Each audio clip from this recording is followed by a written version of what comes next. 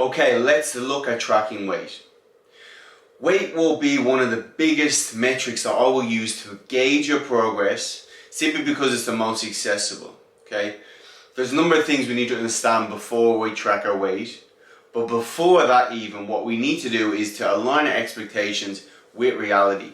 Because when we have these expectations about our weight loss plan, or even what's happened in the past, if it's not congruent with what happens in reality, you're going to lead yourself through a road of disappointment. Okay, so we need to get that aligned first. So in regards to tracking a weight, this is what you expect, this is the reality. Okay, so the reality of a fat loss and weight loss plan is that it will not be linear. It won't look like this. It will go down, it will fluctuate, it will go down a little bit more. It will come back up even to where you were at the start, and this may be after a few weeks. You think you fucked your progress, you haven't, trust me. Okay, it will fluctuate again, it will have a big drop, and it will continue like this. And it can be a head fuck, no doubt, if you do not expect this and if you do not use weight as a metric properly, which we will explain. Now let's have a look why our weight will fluctuate. And if you have been in a situation where your weight's gone up, even if you've been in a deficit, you've been doing everything properly, you first need to ask yourself these questions. And as a side note to that, when your weight does fluctuate up, it's not because you've gained weight. It's simply because the water weight of your body is fluctuating. Our body is made up of like 90% water. So it's going to fluctuate a few kilos. That's just the normal cycle. So always remember, weight gain, when you're on track, does not mean fat gain. You can be less fat and weigh more than you did at the start, simply because you're holding more water for the number of reasons. Okay, that's the first thing.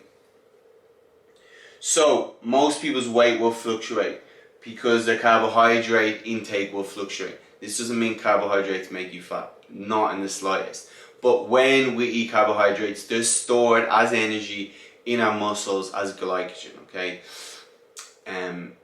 when we store carbohydrates as glycogen in a muscle, for every gram of carb we eat, it's stored with up to 3 or 4 grams of water. That means if you eat a pizza which contains 250 grams of carbohydrates, if that's stored, the next day you could weigh 1 kilo to 1.5 kilos heavier, simply because you're holding more stored energy, not fat.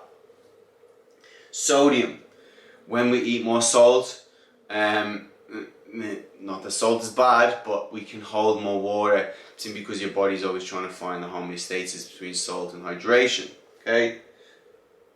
Stress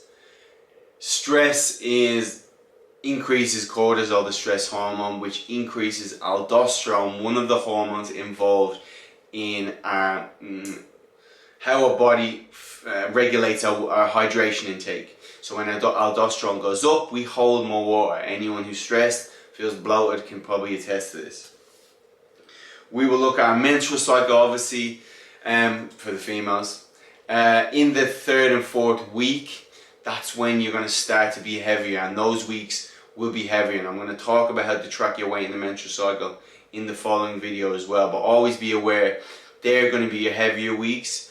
Week 1 and 2 will be your lighter weeks. So for some people, we need to compare week 1 of our menstrual cycle to the next week 1, month 2 of our menstrual cycle. Don't compare week to week if your water weight fluctuates a lot.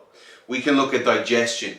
If you're constipated, you haven't gone to the toilet properly, you're obviously going to be holding more food and more water. That's why your weight's going to be heavier. Hydration. If one way you weigh in dehydrated, the next day you have a few litres of water, of course there's going to be more. Now on these two, which is why when people have meals out on the weekend which contain a little more carbohydrates, a little more salt, that's why most people's heavier day of the week is going to be on a Monday. Okay, a lighter day will probably be a Friday or Saturday.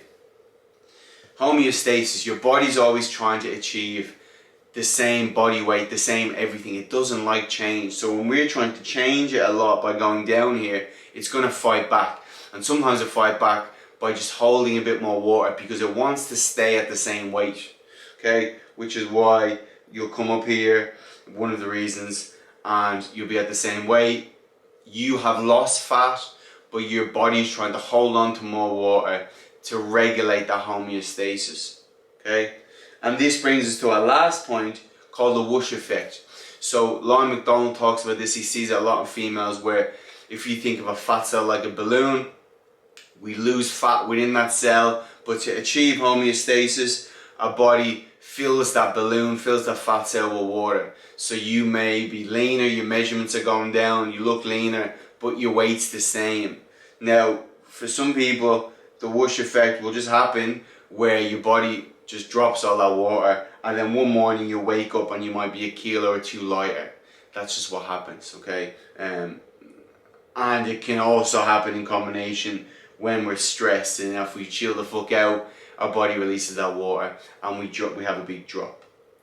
So they're the main things we want to look at when our water weight fluctuates up, and that will begin to understand, okay, I'm probably going to be heavier in the scale tomorrow for a number of these things.